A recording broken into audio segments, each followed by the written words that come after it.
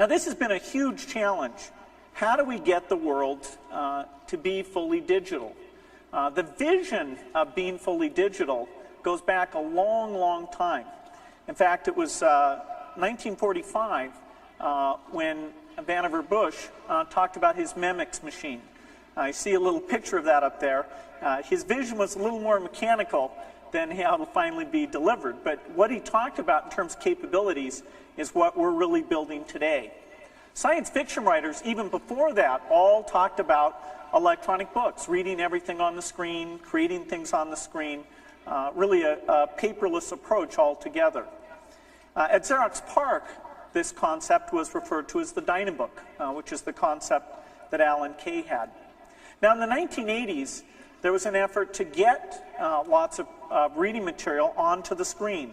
The Thesaurus in 1981, the first encyclopedia in 1986, reference books under the name Bookshelf in 1987, and then even a dedicated device for reading, the Discman, in 1991.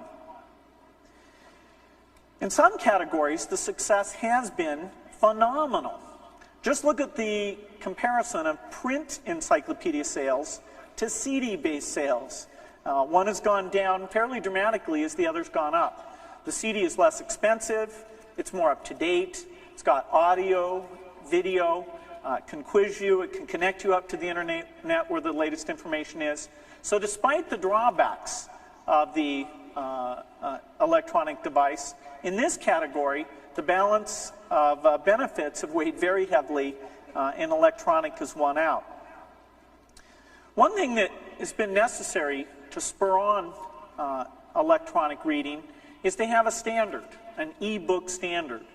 And it's just in the last few months, a number of companies came together, great publishers and a lot of technology companies, and took internet standards and looked at what extensions were needed for a book, the structure, the style, as well as the protection that the publishers want to make sure is part of that as well. So we have that now as a foundation piece. We won't have fragmentation as people are taking this material and making it electronic. And they'll make it electronic so that it plays on an incredible variety of devices, starting with the PC itself. But we have to be realistic. Are people really going to read long documents off of their screen? Even I don't read magazines off of the screen. Some of the trade journals I read on the screen, but then when I want to go into the in-depth articles, I prefer the paper. For typical magazines where I want to sit and read for an hour, I just wouldn't use the screen at all. So on the screen today, electronic mail, browsing, electronic forms, those clearly belong there. But the longer documents, periodicals, and books, we just don't have the screen and font quality that match the printed page. And it was a real question that I had. And so about 6 months ago, one of our developers sent me mail saying, you know, what was the key challenge, what could he work on? And it was Bill Hill. And I said to him, help us tackle the idea of readability. Let me know what we need to do to make this a reality. And don't pull your punches. Really tell me, when is the hardware and software going to come together? And even though it was only 6 months ago, they've actually made a breakthrough in this. And so I've asked Bill Hill to come out and show us tonight what he's done and how readability is going to get dramatically better.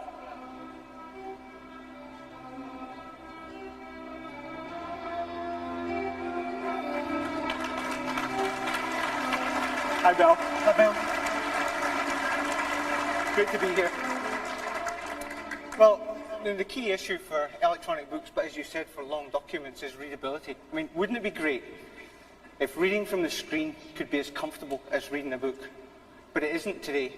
And one of the major reasons for that is type technology and the way that we display fonts. There are a lot of problems with existing devices. And, you know, in most cases, we're kind of thinking that the hardware was going to solve it. And what we wanted to do was look and see whether there were any solutions in software. So maybe we could take a look over here. I'll show some of the problems and then show you the solution we've come up with. Okay, this is a typical piece of text. It's in a font called Gill Sans. It's a beautiful font when printed out, but on the screen it looks awful. It's in italic, and those are particularly difficult to display on the screen. Let me show you what I mean. I'll take this zoom in tool, and we'll go and look at a word over here. There's the word life. This is the best that we can do with standard font display technology. The thing about reading is it's basically word recognition, and typefaces have evolved over a couple of thousand years. It's a very sophisticated technology, and it allows us to recognize words very quickly and with almost no effort. But on the computer, that's not the case. If somebody presented this word life to you at this size, you wouldn't even know what it was. It's a deciphering job. So lots of people have turned attention to how can we make these things display better. And one of the techniques that they've developed is anti-aliasing, the removing of the jaggies with techniques like grayscaling. The problem is that we really need to be able to read at fairly small type sizes, 9 point, 10 point, 11 point, and 12 point. And if you look at what happens when you use anti-aliasing at those sizes, it really is no solution. So this is anti-alias text. Now, in most cases, even the un-anti-alias text probably looked reasonably good on these large monitors. It's very difficult to display at these sizes. But let me show you what grayscaling actually does. There's the same word, life. It's even more of a deciphering job. See, the problem is that the pixel, the individual dot on a computer screen, is far too coarse. We don't have the resolution. So it's basically like somebody asked us to paint a picture of the Mona Lisa and then hands us a paint roller. Now the problem is that with grayscaling, we still have the same size paint roller. All that happens is they give us a few buckets of grey paint and we kind of smear around the edges and try to remove the jaggies, but it doesn't really work. It's the same size paint roller. The effect of this on small text sizes like this that you want to read is that the text is blurred. And it's actually like trying to read the book wearing somebody else's eyeglass prescription. You can't do it. And it causes eye strain. It will be wearing over a long period of time. So what we did was we started looking at this to see what we could do in software. And what happened really was something that happens very rarely in your life. You get a group of people together and they all have different pieces of the puzzle, and then magic happens. We did some experiments. We had an idea and we did some experiments, and the very first piece of text we saw just stunned us. We couldn't believe what we were seeing. Now this is a technique where you take a color LCD and you do your magic to make it look better on the color LCD. Yes, and the great thing about it is it works with existing LCD devices. And basically what we do, the technique we use, triples the resolution of an existing LCD screen in software. Sounds good. I want to show you a piece of text, a before and after piece of text. Now this is being displayed actually on a device of not terribly high resolution. This is a Windows CE handheld PC, and the resolution is 640 by 240. But you can see here on the screen the before and after. If you look at the L's, for example, on the left, you see that they're jagged. They're much smoother on the right. Another interesting thing is you see the difference between 12-point type and 13-point type. Have you ever noticed when you increase the size of the type on your Office documents, you get to a certain point and you think you've turned them bold? Yeah, it goes from 1 to 2 pixels. Yeah, that's what's happening. The pixel is the smallest unit that we have. If you look on the right, you'll see there's a very gradual transition in sizes, and that's a result of the increased resolution that we've been able to find. We've basically taken the paint roller and cut its size by a third, or cut its size to 1/3. Yeah.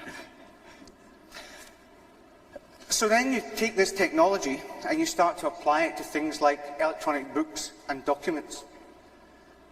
Here's a copy of your book, Bill. I thought you could do with the plug. Yeah. Now, it must be tricky to let people see how we're getting this extra resolution where we're doing it through a projector.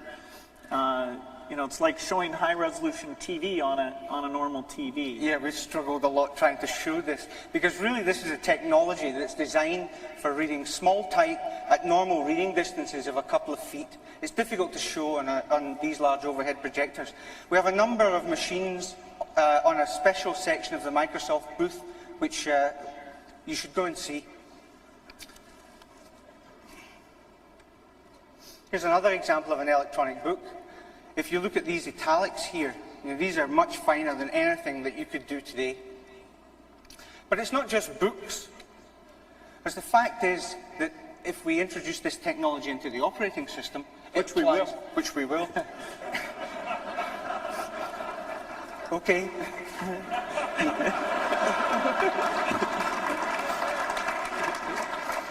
When we introduce this technology into the operating system, then all applications that use it will get to take advantage of it. That's Office documents, email, internet content, everything. The beauty of this is the work we've done is using the same TrueType font rasterizer that ships in every version of Windows. It ships in NT, it ships in Windows 95 and Windows 98, and it ships in Windows CE. When we change this piece of technology, every application that uses the operating system will get the benefit. So that's basically a magic switch. And we've increased the resolution of your existing hardware by 300%. We're pretty stunned by it.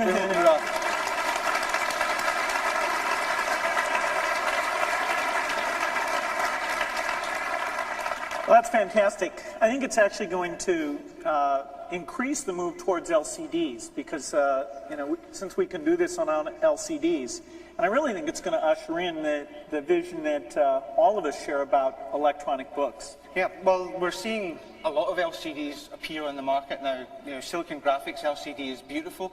We're operating on that. Other companies like Toshiba have introduced desktop LCDs. The price will come down dramatically as a result of adoption, and we're hoping that this technology will help to drive that adoption. Well, that's an incredible piece of work, Bill. Thanks so much. Thanks, Bill.